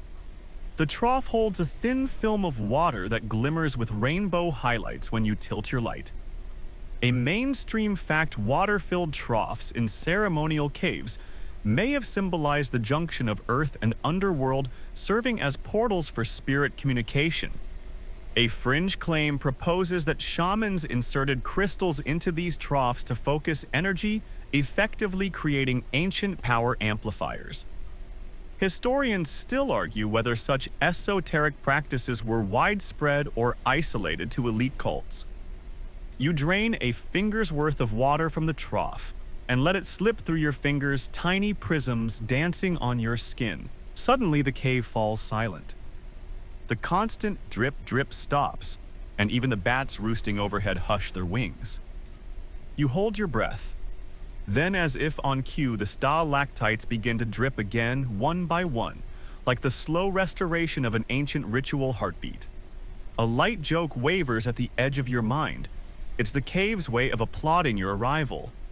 2 cheers for the intrepid explorer. You make your way back toward the entrance, pausing to collect a smooth crystal bowl as a non-sacrilegious memento. You cradle it gently in both hands, awed by its perfect symmetry. A mainstream historical fact: ceremonial vessels recovered from Amazonian caves are among the finest examples of pre-Columbian lapidary art, rivaling Mesoamerican jade carvings. Emerging back into the humid night, you shield your eyes against the sudden brightness. Moonlight flooding the cave mouth like a heavenly spotlight. The crystal chalice caves have revealed their secrets, but you sense even deeper mysteries await. You tuck the crystal bowl into your pack carefully, no rattling gear, and step onto the jungle floor anew. Ahead, a faint glimmer peeks from the next rise. Star-aligned stone circles already whisper their cosmic tales in faint moonlight, awaiting your discovery and another round of sensory delight. You step out of the crystal chalice caves and back under the thick canopy, the night suddenly feeling larger, an expanse of shadow and leaf that seems to stretch into infinity. Ahead, half buried beneath lianas and leaf litter, you spot the telltale circle of stones. Star-aligned stone circles awaiting your arrival. Moonlight spills through breaks in the foliage, illuminating a ring of monolithic slabs arranged with uncanny precision. A mainstream historical fact: archaeologists have identified dozens of stone circles in the Amazon basin, aligned to solstices and equinoxes, indicating advanced astronomical knowledge. Each slab stands nearly waist-high, their surfaces etched with faint grooves pointing toward cardinal directions. You walk the circumference, slowly counting 19 stones, an awkward prime number that feels deliberate. A fringe tidbit proposes that 19 stone circles corresponded to the 19-year Metonic lunar cycle, used to reconcile lunar months with solar years. Historians still argue whether Amazonian peoples tracked Metonic cycles or relied on purely solar calendars. You trace one groove with your fingertip, then gesture skyward, imagining priests marking equinox dawns as sunlight sliced clean through the circle's heart. The air here is cooler, scented with damp leaves and the distant cry of nightbirds. You pause at the northernmost slab, where a narrow slit carved at eye level frames a patch of sky. Peering through, you see Sirius rising brighter than any star around it. A mainstream fact: some stone circles were intentionally designed to frame first appearance stars, serving as seasonal markers for hunting or planting. A fringe theory claims that this slit also served as a viewing portal for comet sightings, with shamans interpreting celestial omens. Historians still argue whether comets were recorded in Amazonian stone lore or dismissed as meteorological phenomena. You step back, marveling at the cosmic choreography encoded in these stones. A gentle breeze stirs fallen leaves, setting a lazy swirl of debris across the circle floor. You feel the ancient pulse of a ritual, long-ceased footsteps pacing the stones in silent ceremony. Breath held as dawn's first beam slashed the horizon. A light joke drifts to mind. If I tried pacing these stones during my morning jog, my Fitbit would lose its mind. The circle's center holds a shallow depression filled with soft moss and fallen petals from a nearby orchid vine. You kneel and cup a handful of petals, inhaling their sweet perfume. A mainstream historical fact, floral offerings were common at astronomical sites, symbolizing renewal and the cyclical nature of life. A fringe whisper suggests that petals were sprinkled to create ephemeral star maps on the ground. Historians still argue whether ground painting accompanied celestial observation or was an independent artistic practice. You scatter petals into the depression, watching them settle like confetti on a midnight stage. You rise and move to the eastern slab, its weathered glyph resembling a spiral overlaying a wheel, perhaps denoting the sun's path. You press your palm against the cool stone and close your eyes, imagining the wheel turning as seasons shifted. The tactile connection sends a thrill through you. The ancestors who placed these stones had intimate knowledge of the skies, unmediated by telescopes. A light joke surfaces. I struggle to align my shower water with any consistent temperature, yet they aligned massive monoliths with cosmic precision. Talk about leveling up. Circling to the southern slab, you notice tiny carvings at its base. Animal tracks in miniature ocelot, capybara, harpy eagle. A mainstream fact integrating animal motifs into astronomical sites symbolize the interdependence of celestial and terrestrial realms. A fringe claim asserts that shamans invoked animal spirits during solstice ceremonies, calling upon their traits to guide communal decisions. Historians still argue whether such invocations were literal rituals or post-colonial romanticizations. You crouch to study the carvings, tracing each paw print with a fingertip, grateful for the hands that crafted these silent tributes. Between two slabs lies a narrow gap where moonlight pools, creating a glowing wedge on the forest floor. You step into that wedge and feel the night press in around you, an intimate moment of alignment where earth, stone, and sky converge. A mainstream fact, such light wedges were prized by ancient builders as proof of their site's astronomical accuracy.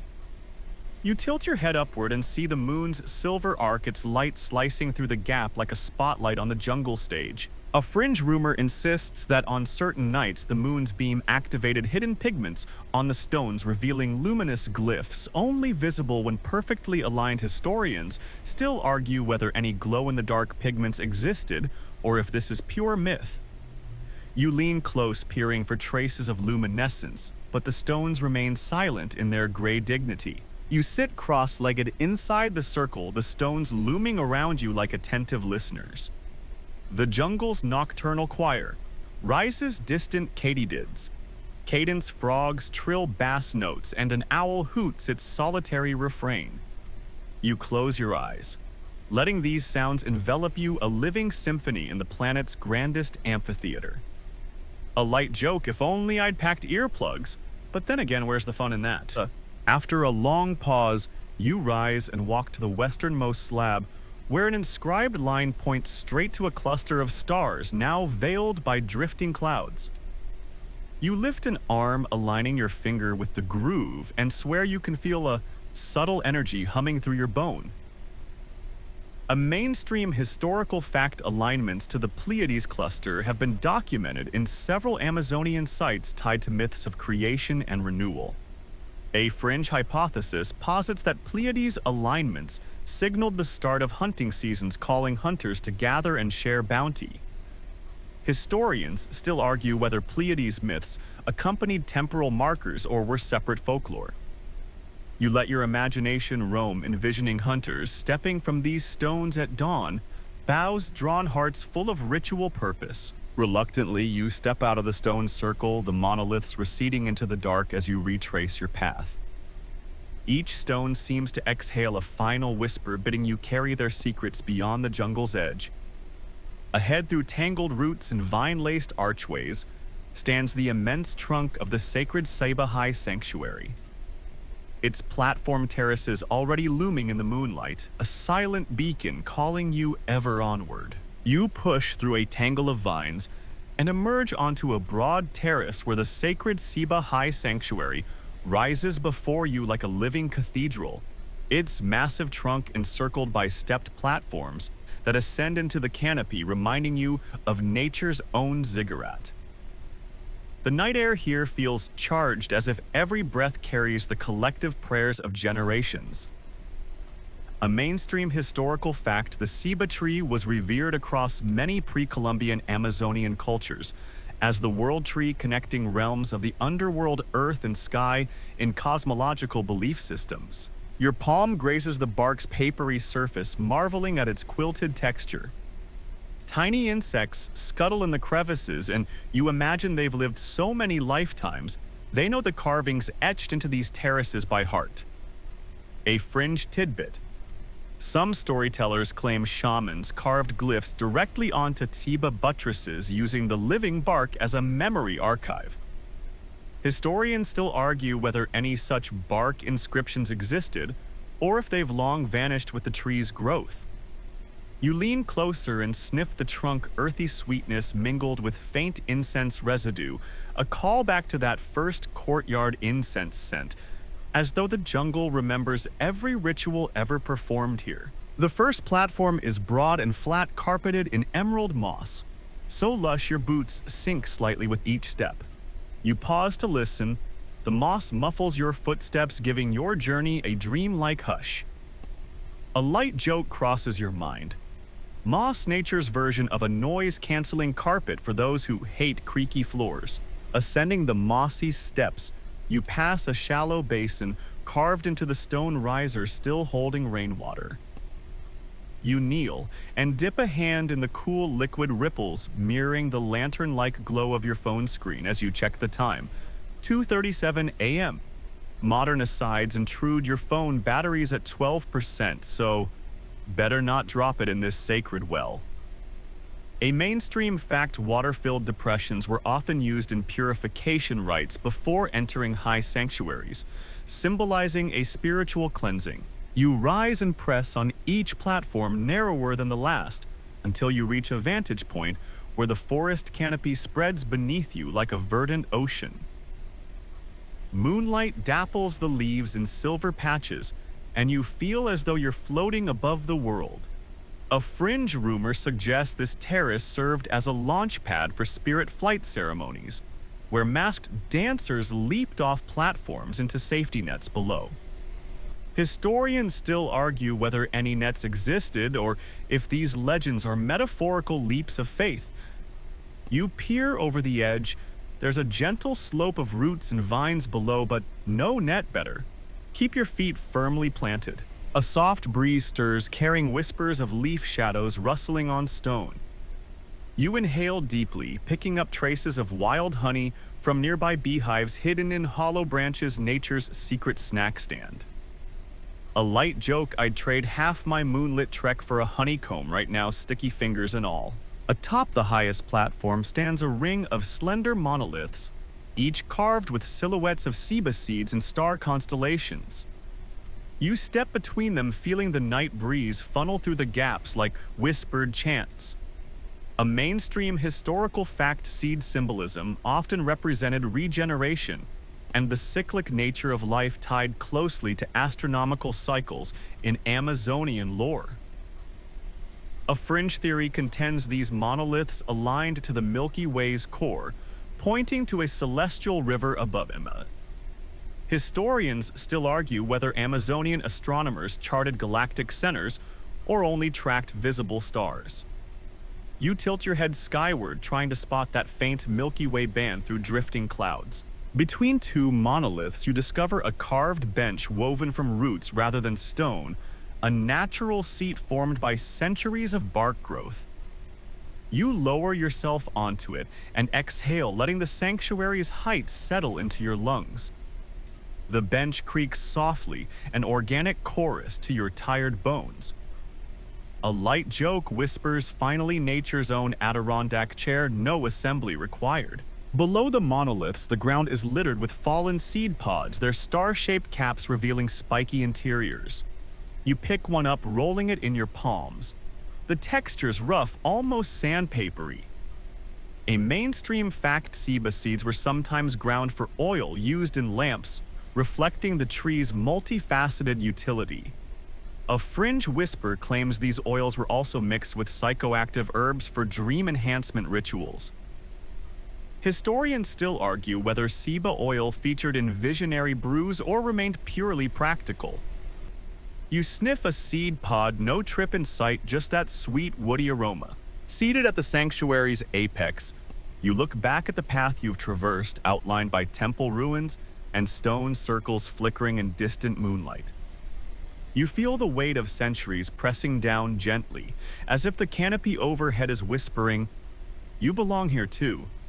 A modern aside nudges, "Shame you can't pack this view into a 4K video. It's too majestic for shaky night mode."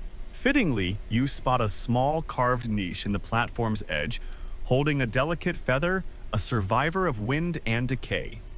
You tuck it behind your ear, imagining it's a subtle nod of approval from the ancestors.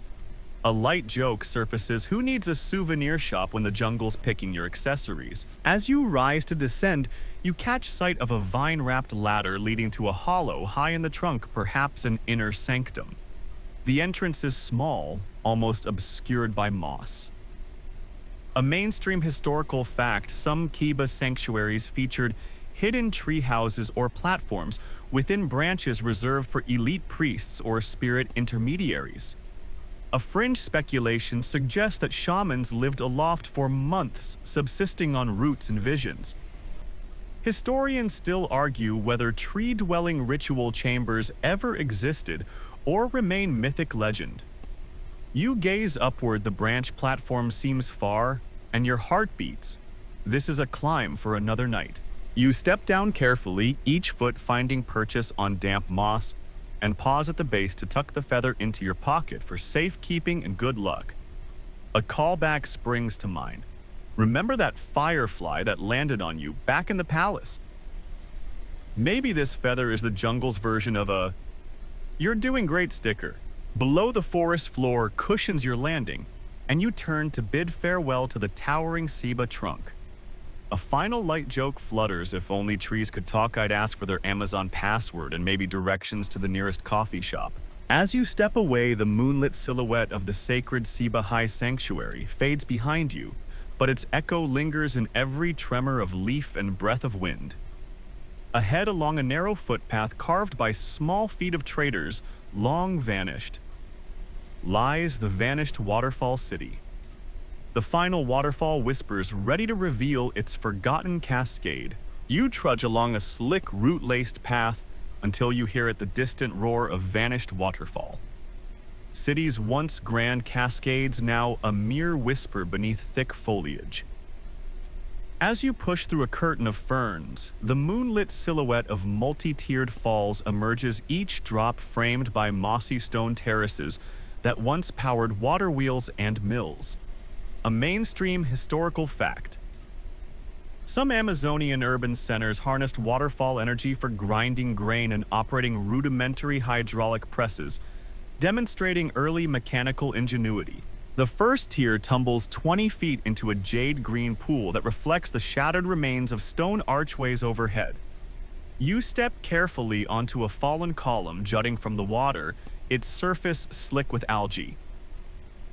Your boots squelch with each cautious squat, sending micro ripples across the pool. A fringe tidbit enthusiast claimed that these falls were once considered sacred, believed to be the tears of a forest goddess mourning her lost children. Historians still argue whether such mythic associations were original or later romantic additions by colonial chroniclers. You cup a handful of pool water and let it trickle through your fingers, feeling its silk-smooth coolness and tasting a whisper of mineral sweetness. You clamber onto the terraces beside the central cascade where stone channels once guided water into channeled flumes. You peer down one channel, it narrows into darkness like a throat awaiting its next gulp. A mainstream fact, archaeologists have unearthed similar sluice systems in Amazonian sites, showing precise gradient calculations for optimal flow rates, no small feat without modern surveying tools. A fringe claim suggests that some channels doubled as sound amplifiers, turning rushing water into orchestrated roaring choirs during rituals. Historians still argue whether acoustic design was intentional or incidental. You press your ear to the channel's mouth, the rush of water reverberates in your skull like a bass drum. A cluster of glow fungi clings to the terrace wall, painting it in a ghostly emerald blaze. You twitch both fingers at the fungi-free nightclub lighting. Courtesy of thousands of years of decomposition, a light joke flutters, who needs battery-powered LEDs when nature's got your back? Ahead, you reach a collapsed gate arch, carved with spirals and stylized fish signs that traders arrived here by canoe, navigating inland waterways to reach this monument of power. You crouch to trace the fish scales. Each scale is a tiny chevron, worn smooth by hands that once offered shells and woven baskets in tribute. A mainstream historical fact, fish and river symbolism abounded in Amazonian iconography, reflecting the river's role as both life-giver and highway. You flick away a loose stone and almost drop your flashlight into the pool. Another light joke note to self: gravity always gets the final laugh. You continue upriver along a narrow ledge dripping with brine-tinged mist. The roar crescendos as you approach the fall's second tier, where 3 separate streams cascade over broken terraces carved into living rock. You stand between 2 streams, letting the spray kiss your cheeks, a cold, refreshing baptism that wakes your senses. A fringe rumor claims that each stream represented one of the city's ruling clans, and initiates were ritually divvied up to pray under their waterfall. Historians still argue whether clan-based waterfall rites were practiced or are just theatrical lore. You tilt your head back, letting droplets trace icy paths down your neck, and whisper, "Now that's what I call a head wash." Further up, you find a narrow bridge spanning the highest Cascades plunge pool. The bridge is little more than a hand-cut slab balanced on corroded supports. You inch across, heart thudding, like a jungle drum solo. Beneath you, water hammers against stones 5 stories down. You peer through a gap and see darting fish beneath the surface, their scales catching stray moonbeams as they flit away. A mainstream historical fact. Amazonian peoples practiced fish trapping and seasonal fishing, using stone weirs in broad pools. Ingenious, eco-friendly engineering, really. A fringe suggestion says the fish here were specially bred for vibrant scales used in ceremonial headdresses. Historians still argue whether selective breeding occurred or if scale patterns were purely natural variation. You crouch to admire a tiny silver flash in the water and murmur, "Alberta fish farms have nothing on this." Across the bridge, you step onto a plateau where broken columns ring a central pit. The pit's floor is strewn with moss-covered gears and wooden cogs, remnants of the waterfall's mechanical heart. You kneel and sift through a gear tooth, its wood worn down by water and time. A mainstream fact, water-powered mechanisms in pre-Columbian America included rotary mills and hammer-driven forges, showing surprising parallels to old-world water mills.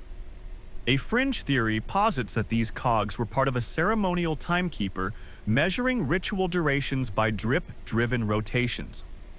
Historians still argue whether this was ritual timekeeping or practical maintenance gear. You set the gear aside, imagining priests meticulously oiling wooden axles in moonlit ceremonies. A chorus of tree frogs erupts from the brambles beyond, drowning out the fall's roar with their high-pitched calling. You grin, nothing like a frog choir, to remind you you're not the only one enjoying the acoustic engineering here. A final light joke: I'd offer them a standing ovation, but they seem too busy playing the amphibian equivalent of stadium rock. With a shaky grin, you descend the plateau steps. Careful mind your ankles and step back onto the root-strung path that winds away from the tumbling tiers.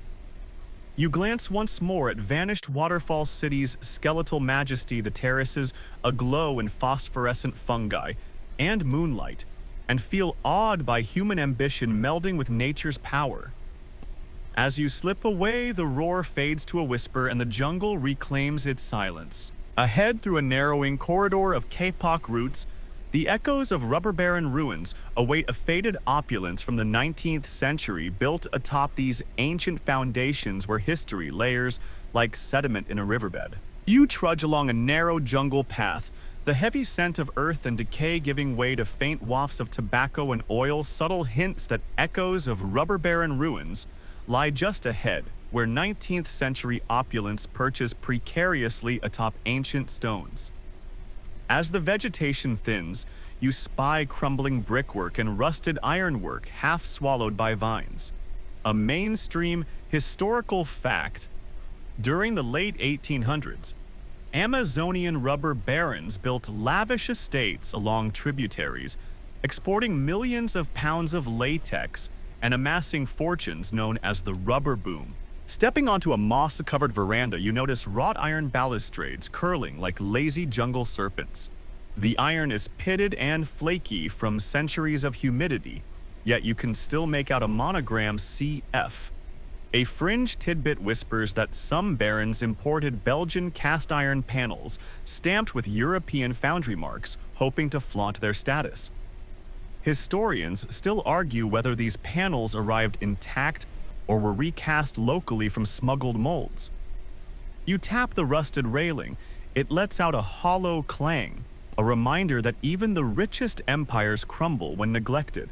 Inside, the floorboards groan beneath your weight, revealing gaps where jungle roots have forced their way through. You slip off a broken board to peer into the darkness below and see the flicker of phosphorescent fungi on damp timbers. A mainstream fact: many rubber estates featured raised wooden walkways to keep guests above flooding, connected by corridors that doubled as termite-proof galleries. A fringe rumor claims that some estates installed hidden trapdoors for barons to escape uprisings. Historians still argue whether such escape passages ever functioned or remained paranoid fantasies. You wince at the thought of sliding down a chute into crocodile-infested waters. A shaft of moonlight glints off a cracked mirror, hanging askew on a plaster wall mottled with mold. You straighten your reflection, pale face, wide eyes, and wonder if the original residents ever caught their own ghosts in this glass. A mainstream fact: mirrors were prized luxury items imported from Europe at great expense and often displayed in drawing rooms to showcase wealth. A fringe speculation suggests barons used mirrors to reflect moonlight into secret opium dens hidden behind bookcases. Historians still argue whether opium cultivation accompanied rubber plantations or was simply rumored vice. You peer behind the mirror frame, no hidden door, just dusty plaster and scuttling insects. In the main hall, a grand chandelier scaffold of wrought iron and chipped glass hangs like a skeletal jellyfish. You imagine it dripping candles instead of phosphorescent fragments. A light joke surfaces talk about needing a bug zapper, though I doubt those critters mind a little drip-drop chandelier action. Stepping beneath you, spot a faded portrait on the far wall. A stern gentleman in starched collar, his eyes locked onto yours with unsettling intensity. A mainstream historical fact: baron portraits often featured tropical backgrounds and rubber trees to advertise the source of their wealth. A fringe tidbit insists this particular baron was rumored to be a vampire preying on indigenous laborers under the cover of night. Historians still argue whether such tales stemmed from actual disappearances or were racist tall tales propagated by rivals. You shiver, suddenly aware of every creak and whisper. Moving into the library, you find shelves bowed under the weight of decayed tomes.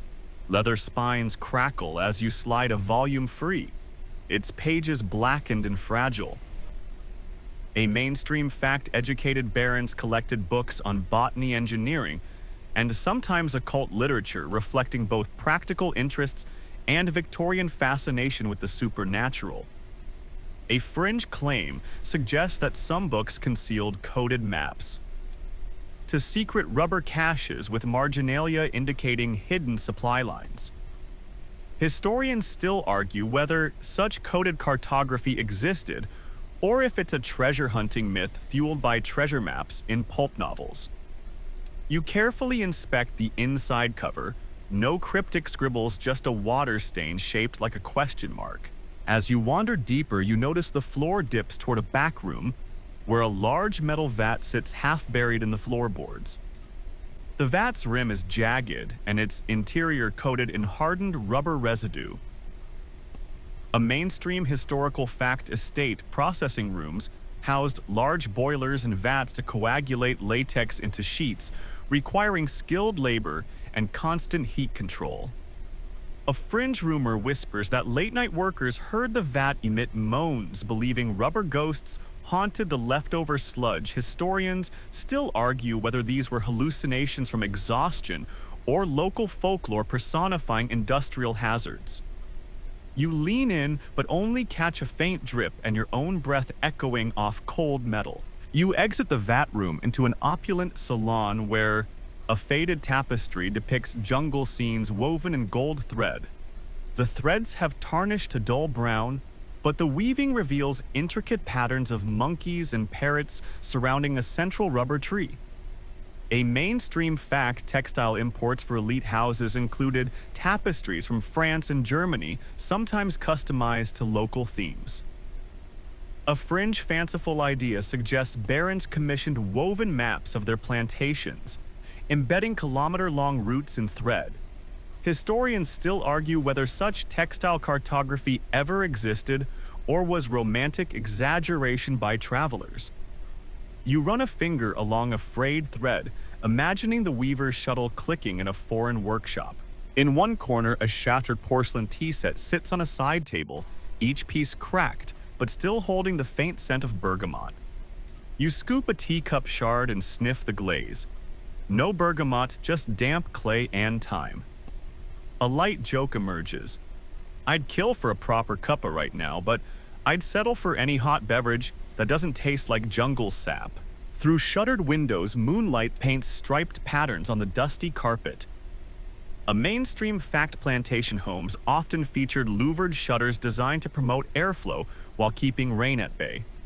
A fringe rumor claims barons rigged their shutters with hidden pistols, turning window frames into booby traps. Historians still argue whether bullet-firing shutters were ever manufactured or if they're purely a pulp fiction device. You glance warily at each shutter, half expecting a musket to click. Just beyond, you find the master suite, where a four-poster bed stands decrepit and lopsided. The canopy's fabric is gone, but its carved posts rise like gaunt fingers. A mainstream fact, these beds were imported from Europe, often mahogany with hand-carved detailing, symbolizing the baron's reach across continents. A fringe tale proclaims the mattress was stuffed with rubber scraps, making it the world's first bouncy castle. Historians still argue whether rubber mattresses existed or if this is comedic legend. You press down on the sagging frame, no bounce, just a creaking protest. A single mahogany dresser remains, drawers ajar and empty except for a single glove stained with tar. You pick it up, leather cracked but still oddly supple. A mainstream historical fact, plantation gloves protected workers' hands from caustic latex and harsh tools. You slip it on your hand, too big but ceremonially worn. A fringe yarn suggests barons commissioned custom gloves lined with silk for their wives' gardening parties. Historians still argue whether such extravagant domestic luxuries were ever produced or simply gossip. You flex your hand, looking absurd in a villain's glove. Finally, you exit through the back door into a courtyard where a cracked fountain once gurgled. Now it's dry, its marble-cracked vines spilling over the basin like a neglected garden. A mainstream fact, estate courtyards showcased fountains imported from Europe, powered by gravity-fed aqueducts carved into nearby hills. A fringe notion says those fountains ran not water but rum in secret celebrations. Historians still argue whether subterranean rum channels existed or if it's just thirsty imagination. You peer inside, no rum, just dry leaves and a shiny beetle crawling the edge. You stand in the moonlit courtyard, the ruins around you humming with layered histories. This decadent 19th century folly rides atop millennia of jungle stones, a testament to the transient nature of power. A soft laugh escapes. Opulence fades, but adventure and the occasional beetle acquaintance endures. Turning away from the rubber-barren ruins, you step onto a narrow path where the jungle reclaims its dominance. Ahead, lantern-like blossoms hint at the entrance to the final marvel. The map of smoke and memory, where smoke signals once wove messages across the canopy and legends await their final deciphering. You follow the narrow trail. As torchlight. Okay, your phone's low power mode. Glow flickers against the foliage until you emerge into a clearing dominated by great wooden posts ringed with charred notches and swirling ember stains, the map of smoke and memory, where smoke signals once wove messages across the canopy in a living, breathing code. The posts stand like ancient telegraph poles, each carved with glyphs of birds in flight and crossing rivers. A mainstream historical fact, indigenous Amazonian groups crafted sophisticated smoke signal systems using distinct patterns of fires set on elevated platforms to communicate across miles of dense forest. You step between two posts and inspect the notches' deep grooves scorched by countless pyres. Scholars still argue whether certain notch patterns denoted specific messages, all clear, gather at dawn, or jaguar spotted near the river, or if these were more general rallying calls. A fringe tidbit claims shamans once layered colored plant resins on the posts so that rising smoke carried tinted streaks visible from afar. Historians still debate whether such chromatic smoke was intentional or an echo of mythic storytelling. You gently press a finger into a shallow basin at the post's base, where rainwater pools and carries faint traces of burnt cedar and turmeric aromas that linger centuries later like nature's own incense. The moon peeks through a break in the canopy, spotlighting a series of low stone platforms arranged in an arc beyond the posts. These platforms once held signal fires. You step onto the nearest one, the stone warmed by residual heat, or maybe just a trick of the night air, and imagine it alive with dancing flames and plumes of smoke rising in orchestrated puffs. A mainstream historical fact. Fire signals were timed. Long puffs, short puffs, and intervals created a primitive binary code interpreted by trained watchers. A fringe rumor insists that some codes were transmitted via whistles or drum beats, in tandem with smoke, creating a multi-sensory communication network. Historians still argue whether audio was systematically integrated or optionally added for dramatic flair. You cup your hands to your lips and let out a soft whistle. The forest answers with a chorus of cricket clicks. Beyond the stone arc lies an earthen mound with a spiral ramp. Its walls streaked black from ancient conflagrations. You ascend the ramp, each step offering a new vantage of the signal posts. From here, the smoke patterns would have been legible to watchers perched on distant hills. You run your hand along the ramp's earthen railing. It gives slightly warmed by trapped heat and the weight of memory. A light joke crosses your mind, nothing like a giant earthen spiral to remind you that up in the Amazon can mean time travel. At the mound's summit, you find a central pillar carved with a grid of small holes, earthen sockets for keepers to place resin-filled cones. A mainstream historical fact, these cones made from plant resin mixed with copal, burned with steady smoke plumes, lasting over an hour. A fringe claim suggests that keepers added aromatic herbs to send scented smoke signals. Historians still argue whether scent-based codes were practical or largely ceremonial. You sniff the air, a ghost of pine and sweetgrass tickles your nostrils as though the forest indulges in olfactory nostalgia. You crouch to inspect a cluster of carved animal figures at the pillar's base, anteater macaw, river dolphin. Each figure corresponds to a signal pattern, perhaps warning of specific game movements or river conditions. A mainstream fact, animal symbolism was integral to Amazonian semiotic systems, tying practical alerts to culturally resonant imagery. A fringe theory proposes that signals were relayed via messenger parrots trained to squawk responses. Historians still debate whether avian couriers complemented smoke codes or remain a fanciful side note.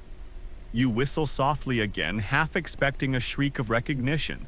A breeze stirs, tugging at your hair, though you're not wearing a hat, so your wild bedhead style is fully on display. A light joke flits if only hair salons offered jungle-proof treatments. I'd never look so feral. You stand and survey the map of smoke and memory in full signal posts, stone fire platform spiral. Mound and central pillar, a layered network that once knitted communities together across this vast green sea. Every charred groove and ember-stained post bears witness to messages of harvest times, ceremonial summons, warnings of floods, and perhaps even love notes sent under moonlit skies. Historians still argue whether some signals conveyed complex narratives or stuck to basics like danger and food, but imagining entire dialogues carried on puffs of smoke feels undeniably romantic. Feeling the weight of all those unspoken words, you step off the mound and cross back to the first post, pausing to touch its warm flank. The charred wood still hums with silent echoes. You bow your head for a moment, a gesture of respect to keepers past whose lungs lit these fires and eyes scan the horizon. As you turn to leave, the canopy above rustles as if applauding your tribute. Fireflies flicker in the underbrush, their tiny lights echoing the smoke puffs that once carried messages skyward. A final light joke. I guess even bugs appreciate a good messaging service, less spam or spark. With one last look at the map's intricate network of memory, you step away every footfall, carrying you toward the wind down of this journey. Ahead, the jungle path bends into darkness, softly guiding you back and gently lulling you toward dreams woven from smoke and memory. You drift from the map of smoke and memory as the jungle's nocturnal orchestra softly dims. Each footstep on the leaf-littered path is cushioned by moss and memory, grounding you in the present, even as your mind drifts through centuries of whispered messages. The air grows still, the canopy above settles into silent vigil, and your heartbeat slows to match the forest's gentle rhythm. Allow the tapestry of sensations to fade gradually. The scent of cedar resin softens into Earth's pure breath. The echo of cricket choruses recedes into a quiet hum, and the last glow of firefly lanterns diminishes like a slowly dying candle. Imagine each inhalation drawing in calm, each exhale releasing tension. Feel the weight of ancient stones lift from your shoulders, leaving only the comforting warmth of shared histories. Let your thoughts float on the smoke-like tendrils of memory communities, linked by flickering fires, messages carried across horizons, voices unheard yet deeply felt. Know that those echoes reside within you now, a lullaby woven from stone, flame, and leaf. As your pace slows, darkness becomes a gentle blanket welcoming you into rest. Every rustle of leaf and distant hoot becomes a tender reminder. You are safe, you are connected, and you are ready to dream. Softly let the final image settle in your mind, drifting smoke spiraling upward into a starlit sky carrying hopes, warnings, and love across the boundless green. Now, close your eyes. No need for any heads up. Allow the jungle's hush to usher you into sleep. Sweet dreams.